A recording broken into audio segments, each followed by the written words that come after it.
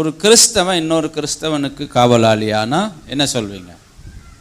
ஐயோ நாங்கள் சர்ச்சுக்கு வரோம், எங்கள் வேலை உண்டு, நாங்கள் உண்டு அப்படின்னு தானே நாங்கள் இவ்வளோ நாள் வாழ்ந்துருக்கிறோம், இவ்வளோ நாள் நாங்கள் அப்படி தான் வாழ்கிறோம், இனிமேலும் அப்படி தான் வாழ போகிறோம், யார் எங்கே போனால் எனக்கு என்ன?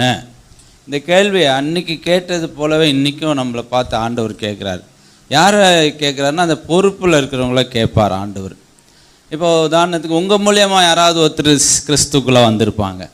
அதனால தான் கிறிஸ்தவ சுவிசேஷத்தை சொல்லும்போது என்ன சொல்லுவாங்கன்னா ஃபாலோஅப் ஒர்க் சொல்லுவாங்க, பின்தொடர்கிறது. ஒருத்தருக்கு நீங்கள் காஸ்பல் சொல்லி அப்படியே விட்டுறக்கூடாது.